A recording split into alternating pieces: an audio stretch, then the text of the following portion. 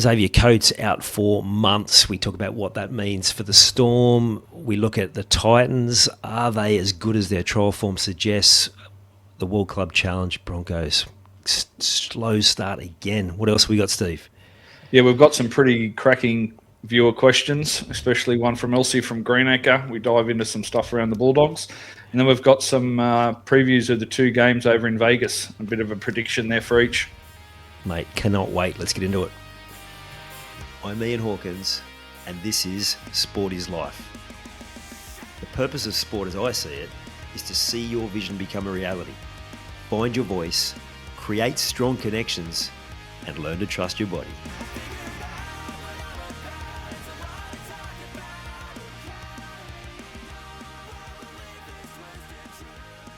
Steve, it's Vegas Eve for you. How are you feeling? It is, mate. Bloody excited. The bags are packed, and we're one sleep away. I've just woken up for my afternoon kip, so ready to go, mate. We take off early tomorrow morning as this has been recorded. So can't be much more excited about it. I'm just as excited to see the footy, truth be told. But Vegas is one special place, so I'm ready to go. I was watching the members only para panel thing, and they say they're almost certain to be going next year, so I'll have to be picking your brains to get all the details, mate. Yeah, I can't wait for it, mate. I'm bloody excited for it. So it's good the way they've done it, mate. Everyone's has gotten a turn with the fan base. So I think it'll be one not to be missed. All right, let's talk the elephant in the room. Your old man.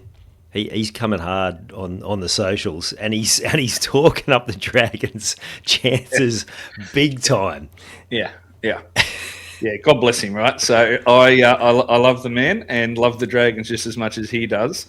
But it wouldn't matter if they hadn't won a game for the last 10 years. He'd be absolutely morals to win the comp this year. So he is absolutely red and white through and through. Always has been, and always will be. So he'll certainly be barracking and putting them down to beat the Bulldogs this weekend, and all the way to win the comp, mate. And you won't convince him otherwise, no how many times you put up a fight. I hope he's right, don't get me wrong. But, he loves the Dragons, mate. Yeah, I picked that pretty early. I didn't try and convince him he was wrong. I just asked him to put his money where his mouth was and put his top 17, which he did, to his credit. And it's funny, it was much the same as mine, except for he just had one team, the Dragons, at 6th, which felt a little bit out of place. But, mate, I think we all at this time of year, as much as we might give our thoughts from our head, our heart's screaming, oh, surely with that lineup we can make the 8. Yeah, well, you and I had a good chat about it at the start of this series, the off season. I desperately wanted to put the Dragons in at that 6 or 7 spot myself, and you did the same with Para. So you look at it, you hope. I even did a little bit of going over a preview for the game, the Bulldogs Dragons game, and I just hope that the Dragons get there. Right, it's more of a hope than anything. You just got that young kid in your heart that hopes that your team gets up and wins, especially against an old time rival like the Bulldogs. So you won't get him to. You won't get him to go against the Dragons, mate. Good on him, mate. Love it. He's been good value too, boosting the engagement, which is always important for us to get in front of more people. Hope. I was watching the Para trial on Saturday with that same sort of thought, and after the first half, I was kind of a bit like, oh, yeah, okay, maybe we're not quite on the pace, because there were times where we looked really good with the ball. Some of those old defensive patterns coming back, and hopefully that's just trial rustiness, but it did dent some of my hope, shall I say. Yeah, I think that Para was like similar to a few other teams. I think they showed that they got plenty of tomorrows. When we saw some of these young guns and these reserve graders and Jersey Fleet players get a go, some of them really impressed. Not ready today, not ready for tomorrow either, but they're not far off, and you saw that with Para especially. I thought some of those young players have got a bit of a future for them. So they're not all going to kick on and make it, obviously, but you're better to have a few of those in your pathways than not. So yeah, mate, they're building and they'll be there in the next couple of years. Yeah, absolutely. I don't know whether you've got some inside knowledge on this or not, but they looked tired, and to the point where Moses scored fairly early on under the posts, and he looked completely gassed. I've never seen him look like that. Did they ever have like a really heavy training load heading into that a couple of weeks before? It was almost like they trained really hard the day before, or even on the morning of. Yeah. Yeah, it keeps on changing.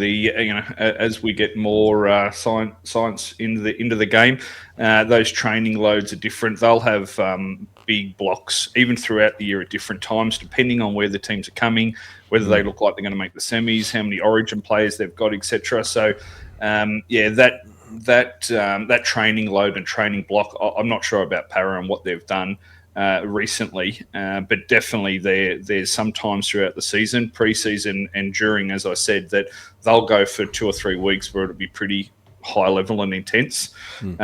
So look, that's just part of being a professional athlete. That's why all the science, they reckon that's the biggest growth in the clubs over the last few years, just that science background. So whether it's the training and the technology, etc., for it, that's been the biggest growth in the game. So I'm pretty sure someone like Moses especially, he would have, coming off the back of an Ashes, even though he didn't get much game time, he was over there. I would have thought he would have started the preseason pretty late.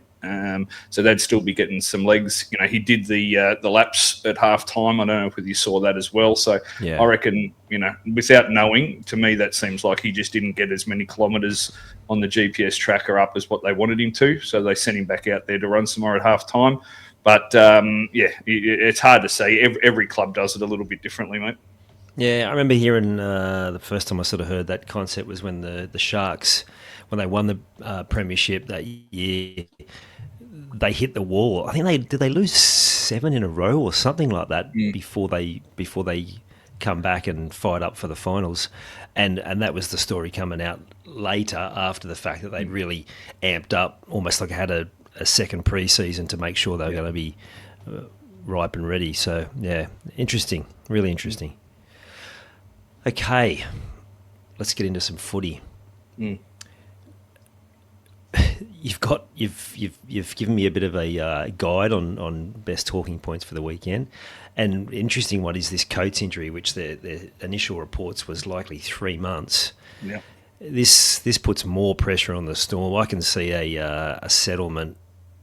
Obviously not before we play them in round 1, but a settlement with Para where they find something that gets that deal across the line, because the need is now almost desperation, surely. Yeah, 100%. I think before this, Lomax looked like a nice to have. They had a pretty set back 5. Obviously, Suafa'ilongo hasn't been proven, though he's been in the system a long time, as a bit of protection for him. But now it looks like it's almost a must-have. If Storm are going to go, you think that they've lost Essie Katoa. There's some talk around Sean Bloor having a show cause notice from the NRL committee as well, and he's trying to get back to Sydney. Obviously, Nelson's gone. There's a bit of word Hughes is not 100%. So all of a sudden, having someone like Lomax in your side would be a huge tick in the box, right? So not to say that they're still not going to perform strongly without Lomax. To have him there would be big. So I think it becomes, to your point, not a nice to have. I think they've got to really push for it now and try and get him into the club. Yeah, I think it's a good win for Para and the bargaining table as well. So I can't see that going to court. But anyway, we will see. No. Now on the Storm, now they didn't have their full lineup, but they had a fair few of their stars in. How good are the Titans, do you think? Well, it's a bloody interesting one. So, even us, we had the Titans fairly well down our predicted finishing line, finishing for the season. But what we're seeing with the Titans, they've come out and played a different style. So it's one thing to say it's only a trial, don't get too excited or don't get too down in the dumps over it. But what we noticed with the Titans were that they started to play this grinding style of footy in the middle of the park, a bit more of an arm wrestle style. We know that they've got those players when they get down the other end of the field that can put on points. So it's a credit to Hene on the way he's been able to come in and change their style of play. So it's a lot more grinding. Apparently during their off season that they worked a lot on in between the 20s. So they took out their goal line defence and they took out their attacking when they're in the opposition red zone, and really just dialed into that arm wrestle style of play. And that's what we've seen. So look, I can't see them winning the comp or making the 8 either. But the improvements that he's put in and the way that they're going to play, if they can hang tight and trust the process, you talk about Para's defence, trust in Riles' new system. If they can trust Hene, and all signs early with Tino re-signing, etc., by signing instead of going to the Storm, it looks like he has started to get a little bit of faith early with them. If he can, they can continue to buy in. They're going to cause a couple of headaches, especially at home. They play in that dry paddock here on the Gold Coast. They usually get that Saturday afternoon game because they don't draw too many viewers on TV. So they could cause a couple of upsets. Again, I can't see them making the semis, but good on them for doing what they're doing. But we spoke about their changes with the front office, etc., during our preseason review. It's positive signs for them, mate. It is. We've seen teams before bounce back and have good trial form, and only for it to be shown up. So it will be interesting to see once the pressure's on.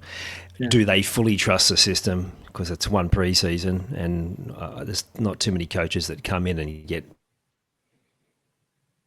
instant success unless they've got the roster already there. But given it's another rebuild, I mean, it's another one of those teams you hope do well, just not too well. Just don't want to finish above our teams, do we? Yeah, no, as I said, mate, I can't see him knocking off the big guns, but it's just a promising sign for a club who's always struggled and probably should have done better than what they have over the years. Hopefully playing a little bit more, effort-based footy, and then letting the spark go at the end of down the other end of the field could be a positive sign for them. Yeah, absolutely. The World Cup Club Challenge, which is now going on, 5 days ago, do you reckon the boys went over and maybe enjoyed the trip a bit too much? Well, the way they started, you'd think yes, but everything coming out of the coach's mouth, I don't think he was real happy about it. So I don't know whether he would have let them do that, mate, truth be told. No. Look, they were gung-ho about trying to win this. You saw that with Haas playing 80. So they lost Jensen early, admittedly, but they still had plenty of coverage for middle forward. So to push Haas 80 minutes, it's an interesting little buy story around what they're going to do with Haas going to South next year. Are they absolutely going to annihilate him and run him 80 minutes all the way through or not? Because these early signs indicate that Madge wanted to win this, and he's a pretty competitive bugger, so they say. So it'll be interesting to see what they do with Haas, because if they are going to run him 80 minutes all the way through, he's obviously going to play big minutes in Origin, regardless of who's up front with him for the Blues. So come the end of the year when they really need him to have a spark and a spring in him step, if he's played 80 the whole time, I don't know whether that's the right way to go.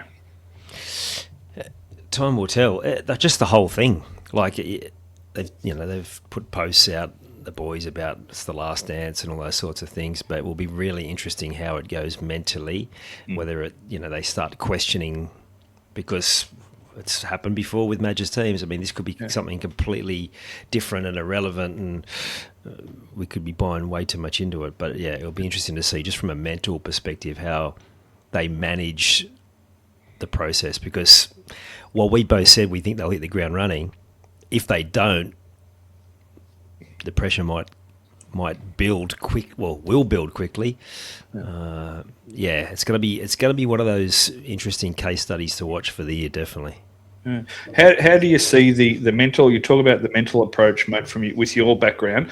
They've clearly got a problem with the way they start games. So whether their pre-game routine with their warm-up, their pre-game talk, how they're getting to games, etc., there's clearly something's not right, because it's one thing for it to happen once or twice, but they're on a stretch now. It's starting to become a habit where they're not starting games quickly and they're coming over the top and winning. Now, they would have won the game against the Pommy side if had it gone for another 10 or 15 minutes, right? They were coming over the top in a wave. But that can't happen week in, week out for the rest of the year. It's just too draining on a team to always be catching someone, and they simply won't win the comp if they're going to play that football. So what do you see they're missing from that that the way they start a game just isn't right to me. Not necessarily missing, but from everything I've learned from my own experience and just lots of reading, there's usually one or two players that are the barometer for everyone's energy. And it's not always the person like a Gutho, for example, who is all energy and he's running. It's more that one that is that connector.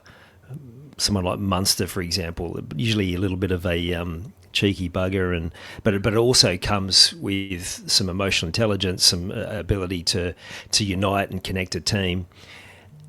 And if whoever that is for them is not quite there, then that can just flow through the whole team really quickly. And if it's become a pattern for those one or two or three people, then the pattern needs to be broken. I don't know if you remember from your playing days, but I can remember saying it. Like I was one of those players where I'd be like, man, why are we so flat today? And then thinking, shit, actually, it's me that's flat. I'm quiet. I'm not getting into the game. I just got to change it. But I've also seen it in a negative perspective flow through a team when someone's tossing their toys or like it is amazing how quickly that sort of energy, good or bad, can sweep through a team, right? Yeah. Yeah, that's a good shout, mate. Whatever it is, or whoever it is in that example, they need to identify it fairly quickly because they're going to come over the top of the weaker sides and it won't be a problem. They'd probably even come over some of the stronger sides. But to do it all year and you're always chasing, grind mentally must be enormous. So hopefully they can identify it for the Broncos fans, mate. Absolutely. You mentioned some good signs from Para in the second half with their youngsters and their really good depth. Something that I really enjoyed was seeing Sam Walker like well and truly back and dominant. He's got the old fella next to him, but that was good to see because he's had that many injuries. Yeah, but he looked like he's primed for a big year.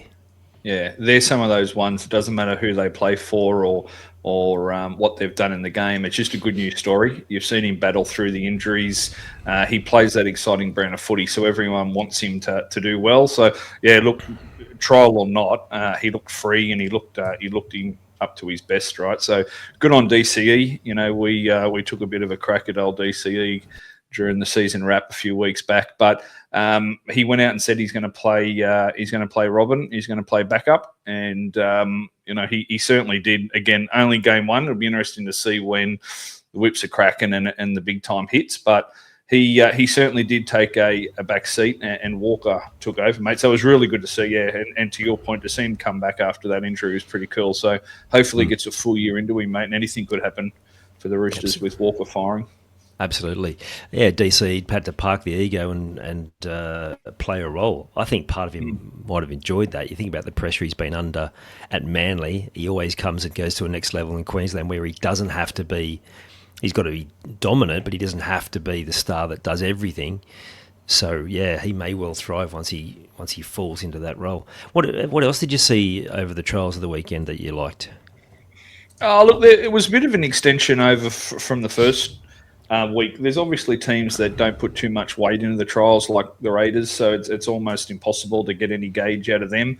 I thought the Cowboys, again, admittedly against another reserve grade side, they had two really good trials. They didn't play this week just gone, but they had two really good trials where they just looked upbeat and full of energy. You know, they're the sort of things that I think are good for trials. You know, how everyone's defending with each other, if everyone's upbeat, positive, you know, that are ready to go. And then you look for the young fellas.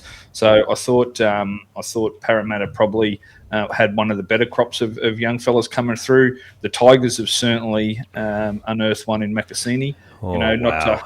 That try. You know, everyone says you shouldn't compare young fellas, but that even had a bit of Jonah Lomu to it, that try that he scored. I've watched it that many times. My young fella was like showing me, he goes, man, I got goosebumps watching this. Like, it was just next level. Even just at the start of it, like just Luai looked sharp. He sort of turned Cleary inside out, and then Makasini just like bulldozing. It reminded me of Mike Acevo a couple of years ago, except with more speed, more agility, and speed. Like, man, I don't remember being this excited about a young player for a while. Yeah, he certainly looked good, and he likes the contact too. That's what you got to look for a young fella. A lot of them want to push these young fellas in too early, and it's that physicality and that contact that you worry about. It's like Swalihi come in 18 months ago. They were all worried about him. He was first carry. He was just bang. He's up to playing first grade. Well, Makaseni to me looks the same. He's defence and attack. He was right for contact. Now, there's obviously a lot for him to learn and a lot for him to get better at. But certainly from a physicality point of view, he looked real good. So, look, there's a lot of exciting things, mate. You can pick the eyes out of a lot of different teams. I got more out of the reserve graders and the Jersey Flag players coming up and having a crack than I did in some of the old fellas. They would just get minutes in their legs. So hopefully we get to see some of them throughout the season, mate. But it's really good to be able to watch all the trials. In years gone by, you'd never be able to see them. So to be able to watch every one of them, start to see what your club's got coming through, some of the exciting juniors, it's a pretty cool thing. Absolutely, it is. Do we see the Bunnies flogging of Manly confirmation of your belief that they're the shoo-ins for the spoon? I'd love to say yes, mate. I can't wait. Look, yes and no, mate. That's one of those ones where Manly didn't look good at all, truth be told, and South did look pretty good. So they had a lot of their stars, especially play that first stint, and you could tell weren't going gangbusters, but did their job. So they look fit, they look firing and ready to go. I guess for Manly, I don't know where it goes, mate. Look, they've obviously still got a few to come back. They weren't playing their out-and-out best side. But that Joey Walsh already looks like he's, going to live up to some of the expectations.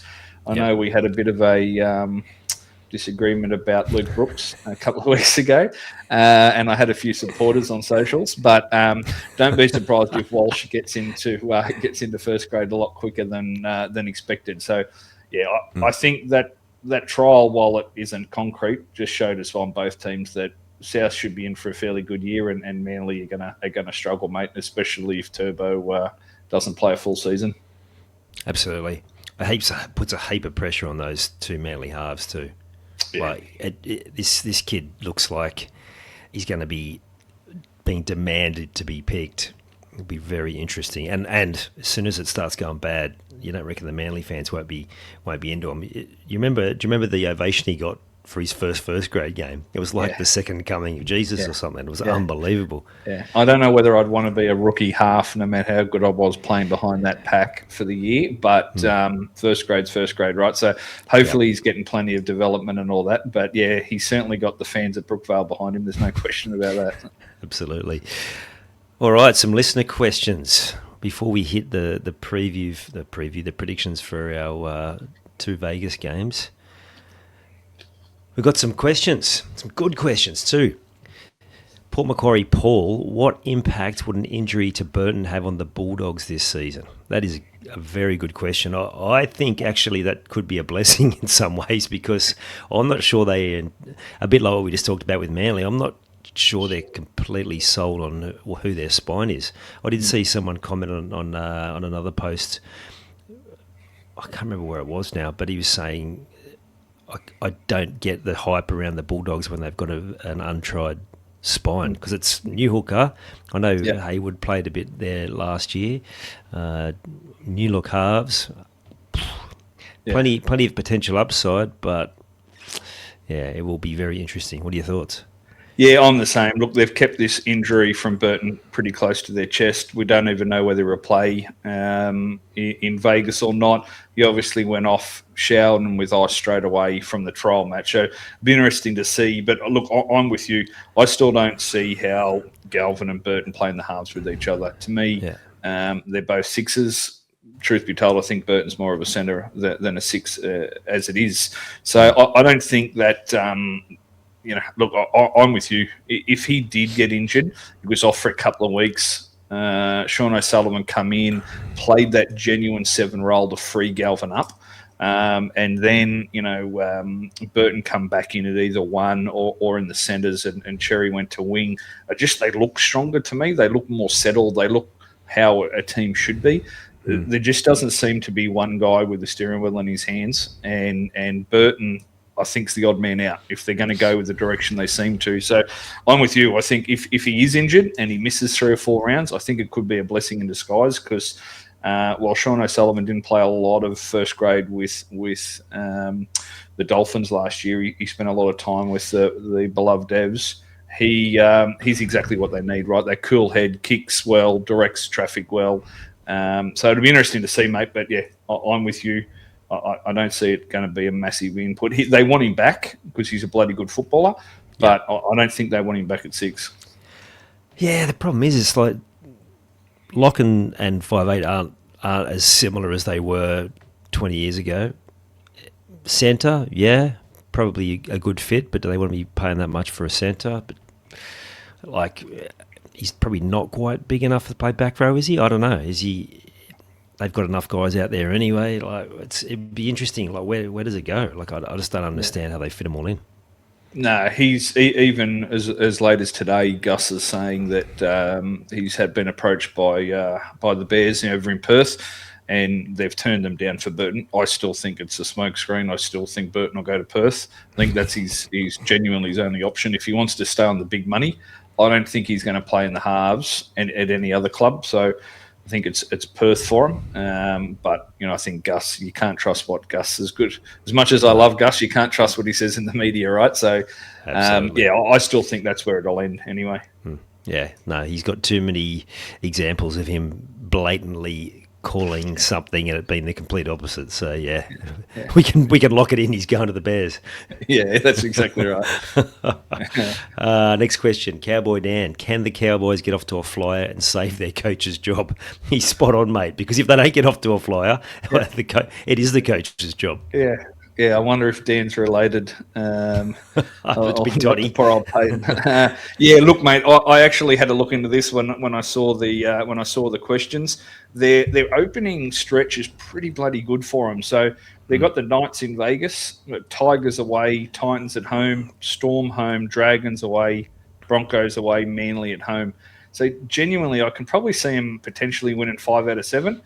They may get to those 7 and only won 2. That's when they're in trouble. Right, that's when the alarm bells are ringing. But I could genuinely see them winning 5 out of those 7, or at least going bloody close. So that they could get off to not necessarily a flyer, but they could get off to a solid enough start that'll see him get through. So if Cowboy Dan wants me to put him out there, I'd probably say that on the back of that start, he gets through to the end of the season. But if they don't win, 5 of those 7 against, you've got to think Knights, Tigers, Titans, Manly, and Mile Mantle hates saying it, potentially the Dragons, they're winnable games for the Cowboys, and he'd be looking at them. If he doesn't win those games, though, then we're going to be right. They're going to finish second last, where we've predicted them. Well, we've got them finish. I had them finishing 13th. So if they don't win them, they're probably going to be below 13. So I got them winning at least 4 out of those 7. There you go, Dan. How do you see it, mate? I'm not that confident. There were just too many defensive frailties last year. You couldn't. There wasn't enough games where you could get a good read on how competitive they were because they just defended so badly, and they were almost beaten in the first 20 minutes in a number of games, and then it's almost game over. They fought back a few times, but I don't know. We talked about this, I think, when we did the Cowboys. We talk about sometimes a group needs a different voice, or the coach just needs a change of scenery as well. And I could see that because we saw what Peyton did with the Warriors. I love that. Like he had them absolutely firing.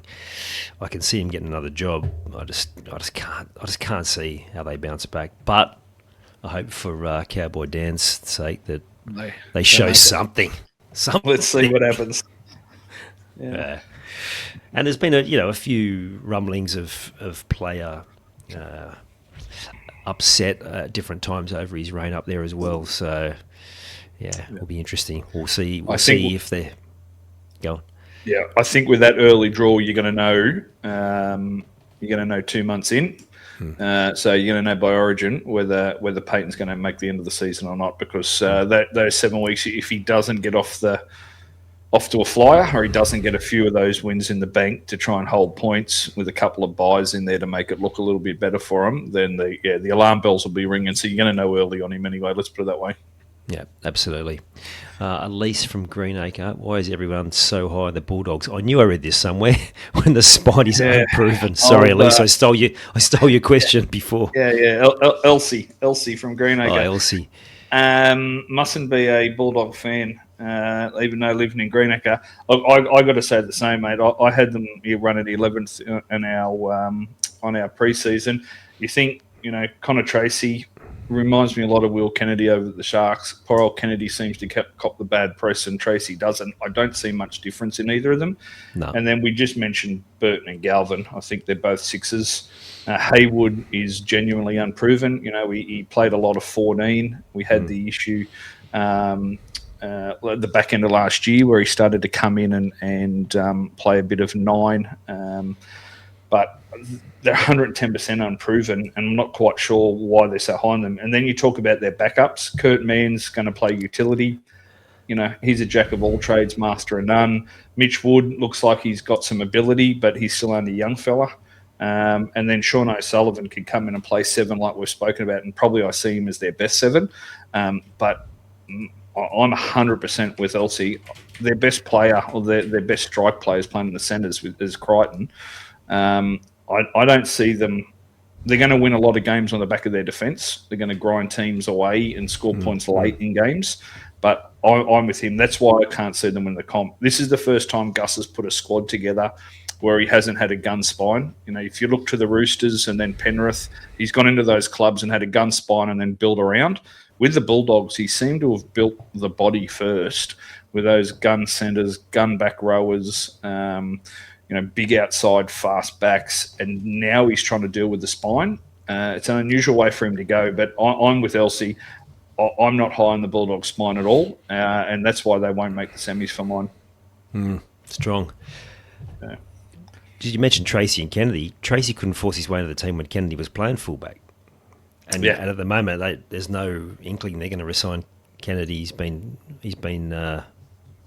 they've talked about it for a while now, whether he's not on their radar to stay at the Sharks. And I guess the hope is, like we mentioned when we talked Bulldogs, is does Cade Dykes come in and absolutely brain him?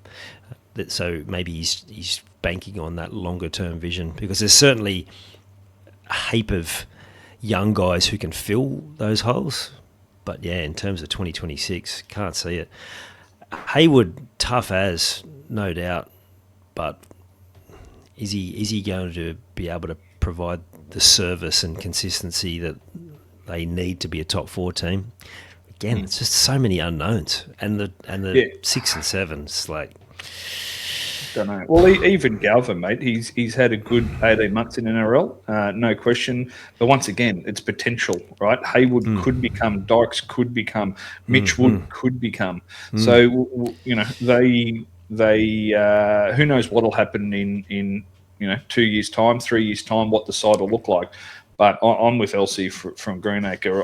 I'm not high on them right now for this year, and that's why their defence will get them over the line on a number of games. Not to jump ahead to our game previews, but I think the defence will get them ahead of the Dragons. But they're not going to make the semis, mate. I'm as convinced on that as I am Manly winning the spoon. Oh, wow. That's big. Leo Thompson injury, which we didn't know about when we did the Dogs preview, that's going to have a massive impact, because we talked about how towards the end of the year their forward pack just started going backwards. Yeah, they might be another one of those teams that find it tough going early on. I guess the only upside is they do have the Dragons first round, so they should be... Come on, mate. Come on now. They should be fine for 2 points in Vegas. But let's get to our predictions and preview for the Vegas game. So when they looked at Cowboys Knights, I think they probably were looking at who are the fans that are going to travel, because both of those teams already, they've got a long track record of travelling everywhere. I imagine they've got a fair few of them over to Vegas as well. I reckon this should be a good game. We look at the two the form line in trials, which we know is not always a good reflection. They're almost complete opposite. But in saying that, Knights, new coach, there's plenty to like in their back line. Maybe a bit of a battle in the forwards, but if the Cowboys aren't on, yeah, I don't know. This could be very interesting. Yeah, look, I've got it the same. I got the Cowboys. I'll be coming out on front, mate. As I said early, while admittedly it was against a couple of reserve grade sides, they just looked fit and enthusiastic. If I think back a couple of years ago, I think it was Peyton's second year, you had them super fit. They were raring to go, and they just played good grinding footy, and then let the Drinkwaters and the Deardens down the other end score points. So, you know, for them to keep going with that, it'll be interesting. You know, a lot of people will say the Knights are only a step off a reserve grade side, which is pretty harsh but fair, I'd say. So it'll be interesting to see. The Cowboys really did come up, call it fair or unfair, they really did come up against two reserve grade sides, so they haven't had a proper hit out. But then you talk about the Knights, as you said, it's the unknown. So their spine right now, I'm sure they know. I hope they know. But who's going to play? Who's going to play in the halves for them? Their edges are still unsure. You know, there's a bit of unknown about their back row. You know, their front row, Trey Mooney by himself, sort of thing. So I just can't see the Knights being there to be able to turn it on with all these unknowns. You know, obviously Brown got a good workout this last trial that they played. But yeah, I just don't know whether Mooney by himself's going to be able to make the ground to give the backs the room to be able to score points. So I think it's going to need to come off some individual brilliance from Brown or Ponga, maybe at best, this early in the season. I think the Knights are going to be a slow burn. If they do get there at all, they're going to be a slow burn towards the back end of the season where they might start to get their spine together and get them rolling, mate. Yeah, absolutely. I heard one of the players who played in Vegas last year said it's in terms of just how much is going on in and around the game leading up to the game is the closest to a grand final week because there's just so many different commitments. So that would say that the Cowboys have got more experience in that sort of big games. They've got some Origin players, but there's plenty of stories of young teams getting up for one game because of the occasion. So it wouldn't surprise if some of those young guys come out and just have an absolute blinder. But that's just me clinging to hope for the Knights fans. I can't see it. I think the Cowboys will probably win and win well because they're just going to be lacking up front, as you said, and too many unknowns. Yeah. I think they are set on their spine. I think they're going to play Fletcher Sharp at fullback and Sanders Smith 7, Brown at 6, and what about Ponga? And Ponga at 1. Sorry, yeah, Sharp on the wing and Sharp on the wing, yeah, and what's his name? You've thrown me now. The hooker. Sorry, but the hooker, Phoenix Crossland. Yeah, even with, I think you're right. Don't get me wrong for a second, but even with Sharp on the wing, you talked about Marzu and Dong Young. Now Marzu didn't play tremendously well in the last trial, but they're still two really solid, strong wingers. So it's just another one of those things that somewhere along the line just doesn't add up, right? So we'll wait and see what side they run out with. But either way. She's going to be an interesting call. I just see the Cowboys just having a little bit too much from what we've seen so far, mate. Yeah. Marju wouldn't be surprised if he's not there because he's defensively he's had some fairly significant issues in the past. So he offers plenty with the ball, but just depends which way the coach is going, I guess. All right. The other game. Now, can you come with a little bit of unbiased view on this one, or you're in Vegas, you're watching your Mighty Dragons, you're all in on them? Yeah. No, I will be unbiased now, but rest assured I'll have my St George jersey on and a schooner of whatever they're serving over there in my hand, and I won't be unbiased then. Okay, I can tell you that. So get all your questions out now if you want me to be 50-50, mate. Very good. If you're going to get them at any time, first game of the season is not the worst one. Flanagan knows how to get get teams up physically. I think this will be a cracker. Actually, I think it'll be a tough, bruising game, and maybe not a heap of points. Yeah, I think this is going to be a real good opening to the season. Yeah, mate, you're reading my notes. It's exactly what I got. I think it'll be a low-scoring game. Either team will only win by a try or two, I think. I think just with the Bulldogs' defence, I don't know whether our halves have probably got the creativity at right now at the moment to try and split them. It hasn't. Everyone's always talked about the skinnier field in Vegas, but the points have usually flowed fairly well. But it's just that little bit skinnier field.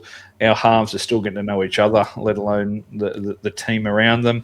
And that defence from the Bulldogs, regardless of whether they've got the spine to score points and all those sort of things, they've shown they're one of, if not the best defensive teams in the comp. And there's no doubt they would have spent the whole off-season on defence again to make sure that they're really dialed in.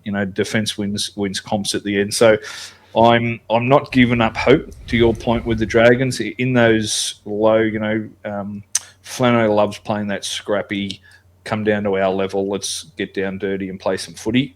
So in those sort of games, anything can happen. You get a little bit of brilliance from a Valentine Holmes or a Moses Sewelley who can just score a try, and then all of a sudden you're on a roll. But yeah, look, I've probably got the Bulldogs ahead on a very skinny margin on a low-scoring game here, bud. Yeah, I can't find an upset either. I still keep coming back to the Dragons halves. That's what I was thinking about your dad's call on them coming sixth. I just can't see how the guys they've got there are going to find enough consistency and enough creativity to score enough points to be in that mix. And I see this weekend as no different. Like I said, still think it'll be tight, but I think it'll be tight more because both teams will struggle a bit. I'm with you. Bulldogs' defence is very good. Dragons at times last year was as well. It could be a fairly grinding affair, but there's enough talent, as you said, enough magic in both teams for there be plenty of highlights reels as well. So, mate, I'm excited. I'm going to be sitting on the couch 20,000 Ks away. Mate, you're going to be there in the stadium. You must be absolutely buzzing. Yeah, can't wait, mate, especially to have the Dragons play, to be able to watch them run out. It'll be a big thing. We're going to head to the player or fan night that they have at Fremont Street, watch some of the Fox Sports shows, see the players. That's a night or two before the game, and then be there on the game. So I'm sure there'll be plenty of other Aussies around, a random South guy for sure, to get and have a beer with and a good laugh. So, yeah, can't wait for it, mate. Very excited. Yeah, to me, actually, that was the bit that excited me more than the actual game over there, was just that whole fan experience. It looked like such a great atmosphere. There was such a buzz. People were just all happy. Both sets of fans together having the time of their life. Yeah, mate, you will have a good week. Yeah, that's my tip for Vegas, Steve, to be best on ground. Your tip. I've just heard that Garlo's Pies have sent 50,000 pies over here. Have you heard about this? No. So our good mate, the Dazzler, I'm surprised he's not making the trip over just for that. So, yeah, 50,000 Garlo's Pies. So apparently Sean Garlick's heading over, and they're doing some big promotion and an event with the NRL. So please do get a photo of you smashing a Garlo's pie for the socials, mate. Okay, will do, mate. Will do. Oh, fantastic. Well, it's finally here. Mate, have your best time. We'll see if we can jump on and record something while you're there, either before or after the game. Otherwise, we'll be back next week and every week, getting everyone ready for the weekend that is the NRL. Can't wait for it, Hawk. Cheers, mate. You've taken the time to listen to this whole episode. Now it's time to take action. Commit to one thing you've learned today and make it happen. And to avoid any obstructions, join the Sport is Life movement by clicking on the link in the show notes.